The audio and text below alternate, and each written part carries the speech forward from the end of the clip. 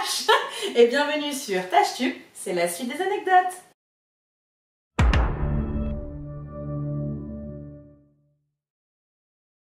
Oh, elle a la même robe. Non, je sais pas. À la lourdeur. Alors aujourd'hui on se retrouve donc pour mes anecdotes, comme je vous l'avais dit la semaine dernière. On continue donc ces histoires un peu dingos avec l'anecdote que j'ai appelée Tinder fuite. Alors il faut savoir, comme beaucoup de personnes de nos jours, je suis sur des sites de rencontres, que sur les photos que je mets, je ne cache pas forcément mes enjeux, parce qu'elles font partie de moi, donc c'est un peu compliqué de les cacher. Et que ce jour-là, j'avais rendez-vous avec un jeune homme qui avait vu mes photos, puis j'en avais envoyé plusieurs, puis ça faisait un petit moment qu'on discutait par téléphone, etc. Faut savoir que quand je rencontre quelqu'un, généralement je leur dis pas salut, je m'appelle Julie et j'ai des angios. Enfin, c'est pas quelque chose que je mets en avant. Généralement je leur laisse découvrir quand on se rencontre, parce que je trouve que c'est important de le faire à ce moment là. Et donc du coup nous étions dans un café, Starbucks pour pas citer le nom. J'arrive dans ce Starbucks, on se dit bonjour, on papote, etc. Et je voyais bien qu'il était pas à l'aise. Il arrêtait pas de regarder mes mains. En fait, il me regardait pas dans les yeux, il regardait mes mains, Il était pas bien. Dès que je disais quelque chose, il baissait la tête, il était vraiment pas bien. Et à un moment, il me dit je reviens, je vais aux toilettes.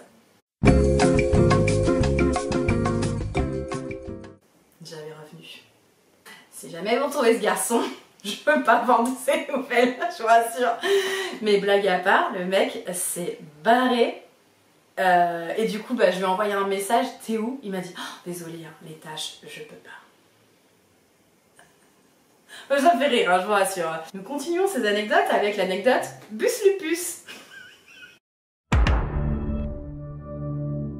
Alors je sais pas si vous savez, mais il y a quelques années, entre le Club Med et ma vie d'aujourd'hui, j'ai été nounou. Je m'occupais d'enfants, 50 heures par semaine, enfin voilà, je gardais les enfants à temps plein.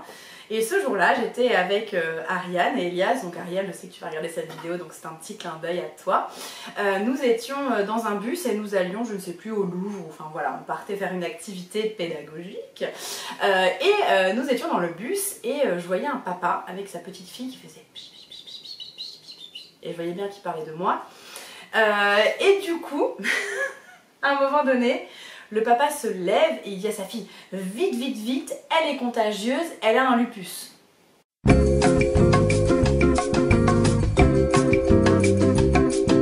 Et donc ce jour-là, Ariane, du haut de ses 7 ans, a pris ma défense et a dit « Non monsieur, déjà, la dame, c'est ma nounou, elle s'appelle Julie, et c'est pas un lupus, c'est des angios, mais c'est pas contagieux. » Ça m'a fait trop rire parce qu'elle avait pris ma défense, c'était trop mignon.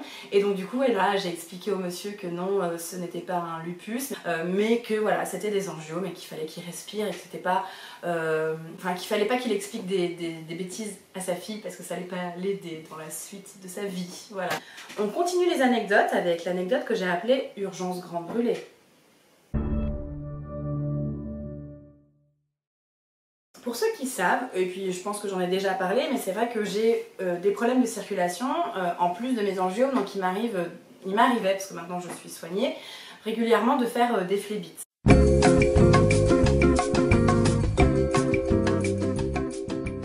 Et un jour, je pars aux urgences, j'arrive en boitant parce que j'avais hyper mal au mollet. En fait, quand je suis arrivée dans la salle des urgences, à l'accueil, il y avait des infirmières, des médecins, des gens qui ont fait des études pour être à ce poste-là. Et quand ils m'ont vu arriver, ils ont hurlé « Vite! Une grande brûlée! Emmenez un brancard, etc. » Et ils se sont mis à paniquer. Ils ont dit « Mais stop les gars, vous voyez bien que je suis pas mal en fait, que je suis pas... C'est pas des brûlures.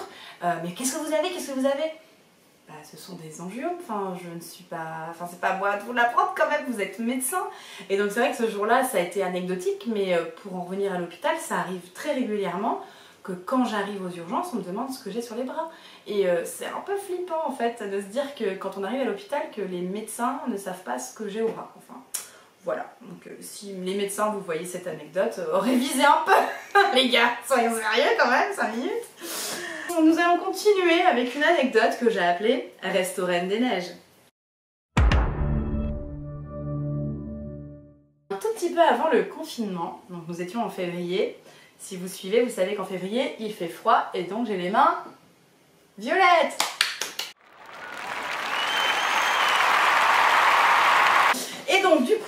restaurant avec un ami, nous mangions des sushis. Et en fait, donc moi j'étais en face de mon ami, et juste à côté de moi, il y avait une table avec un garçon et 2 jeunes filles. Ils devaient avoir une vingtaine d'années.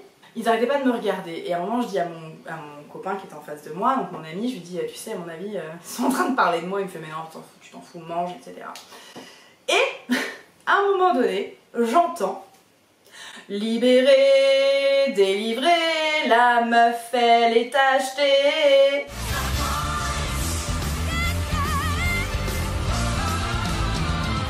J'ai dit non mais c'est pas possible. Excusez-moi pour cette chanson pourrie. J'ai dit non mais c'est pas vrai. Ils se marrent, les 3 jeunes se mettent à se marrer. Et là je regarde mon pote et je lui dis qu'est-ce que je fais. Il me fait non. On reste assis, on dit rien. Donc en fait, comme on dit, hein, l'ignorance est le meilleur des mépris. J'ai fait comme si je les entendais pas. Je vous cache pas que la tâche il y a 20 ans se serait certainement levée et aurait fait voler la table. Mais comme je vous ai déjà expliqué, la violence ne résout rien. Et donc du coup, bah, on a continué de manger, ils ont continué à pouffer de rire. Et puis bah, voilà, on est parti. Et en remontant à la maison, j'ai regretté quand même de ne pas leur avoir parlé, alors sans m'énerver, mais de leur avoir est allé les voir et leur avoir posé la question. Et pourquoi vous moquez de moi? Quel est votre problème? Enfin, je pense que c'est pour ça aussi qu'il faut vraiment que je fasse de la pédagogie et d'aller dans les collèges et les lycées pour parler de tout ça, parce qu'il y a vraiment du boulot. Voilà. En tout cas, j'espère que cette petite vidéo sur les anecdotes vous a plu.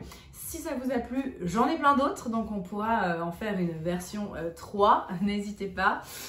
Et puis bah, comme d'habitude, vous savez ce qu'il vous reste à faire, vous likez, vous commentez, vous partagez, si ça vous a plu évidemment. Si ça vous a pas plu, dites-le moi aussi. Et n'oubliez pas, self-love, je vous embrasse. En tout cas, la Reine des Neiges, c'est très sympa.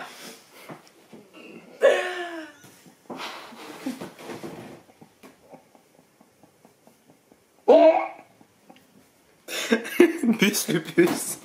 Moi je veux que dans ta story tu mettes une indice de la vidéo et tu marques juste Bus Lupus. Oh putain. Oh mon dieu.